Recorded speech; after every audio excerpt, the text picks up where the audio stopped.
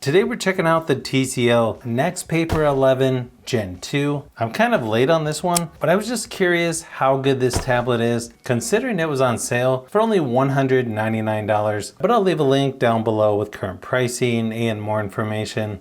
Kind of nice, it does come with a flip case as well. It's got 128 gigabytes of storage, also takes a micro SD card, weighs in at 500 grams, it's got an 11-inch display at 1200 by 1920 resolution, a 16 by 10 aspect ratio, and up to 500 nits brightness, and its 60 Hz refresh rate.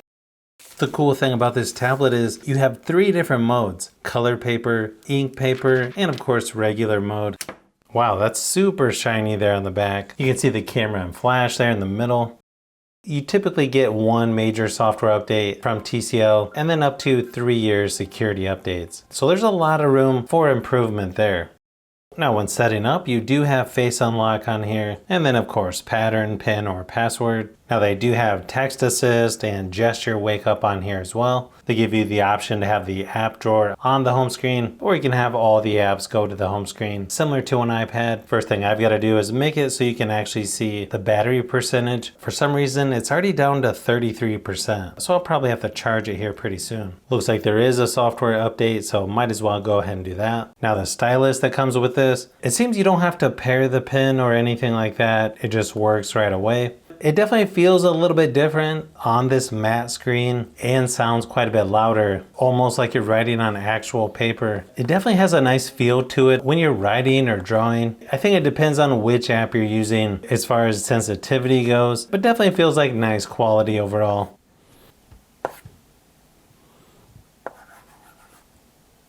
I actually think the screen quality looks really nice with this matte finish on it. I think it really reduces the glares overall. It's got pretty good viewing angles, seems to have good contrast, and actually looks a lot better in person than I was expecting.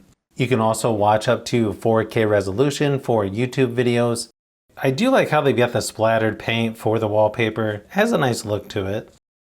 Google Discover newsfeed left of the home screen. Swipe down anywhere to get to their hub. Swipe down from the top to get all your notifications. You've got quite a few shortcuts here to the left, like flashlight, Nextpaper mode, screenshot, screen recorder, cast. You've got quick share on here, dark mode, and so on. You can see most of the pre-installed apps are the ones from Google, although it's still downloading updates, so that could change. Overall, I really like what they do with their software. It's just got a nice, clean design to it. And of course, one of the reasons why a lot of people would probably get this tablet is because of the Nextpaper modes. Besides just having a matte finish on the display, it's got 3 different modes you can choose from. You've got ink paper mode, color paper mode, and of course regular. I think all 3 look pretty good on here, but really I feel like just reading text on the regular mode looks so much better than most tablets. I'm not even sure if you would have to switch. So far it's using about 33 gigabytes of the 128 available. You can also adjust how much RAM there is under Next Turbo and RAM expansion. Not a huge surprise, but this looks really good. If you're going to be doing a lot of reading, the screen quality is going to be somewhat comparable to e-readers out there. Probably even a little better in my opinion. You can also do split screen and floating windows on here as well. Also has a MediaTek Helio G80 processor with 8 gigabytes of RAM, plus you can add 8 more of virtual RAM. As you can see by the benchmark results, definitely could have a little better performance in my opinion, but probably still better than most e-readers that you would get. Plus you can do some gaming on here as well. Again, not going to be the highest frame rates or graphics settings, but still plays fairly smooth in my testing. It's got an 8,000 milliamp hour battery. I also ran my typical battery drain test at 100% screen brightness, and this one did really well compared to a lot of others that I've tested, lasting about 8.5 hours. Obviously, once you turn the screen brightness down, it'll last much longer, but should last a couple days with normal use. Kind of interesting, it does have reverse charging as well. The one downside is it's only 18-watt charging, so it is going to take some time to charge back up.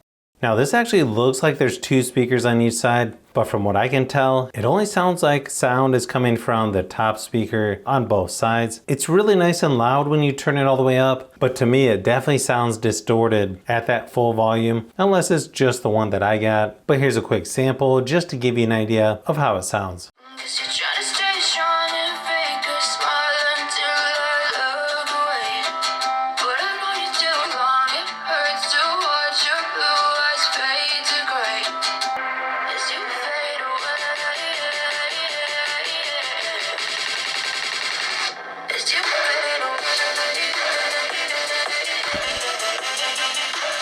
As far as cameras go, it's got an 8 megapixel rear facing camera, 5 megapixel on the front. In the camera app, you got video, photo, pano, and stop motion. You can also shoot up to 1080p resolution for video recording.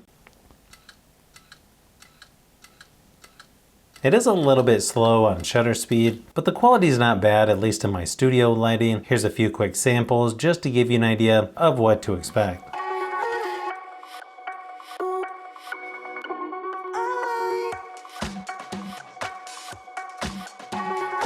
I think camera quality on here is just okay. Not the best, but not the worst either. I think you could use this for Zoom meetings or other video conference calls if you had to. But overall, I think the screen quality on here is really nice. Probably the best part of this tablet, especially if you want an e-reader, but you still want the normal functionality of a regular tablet. I think most people are going to be surprised at how good this looks in person. I think they could make the performance a little bit better, but really if they just made the software updates longer and at least a little closer to Samsung, this could easily be one of the best options out there in my opinion. I may have to compare this to some other tablets that I have, but so far I really like what I'm seeing with this tablet. If there's another device out there that's not getting a lot of attention or you'd just like to see a video on, leave a comment down below. I'm always looking for new video ideas. If you like phones, tablets, and other tech, I've got a lot more stuff that I'm working on, so you'll want to keep an eye out for those upcoming videos.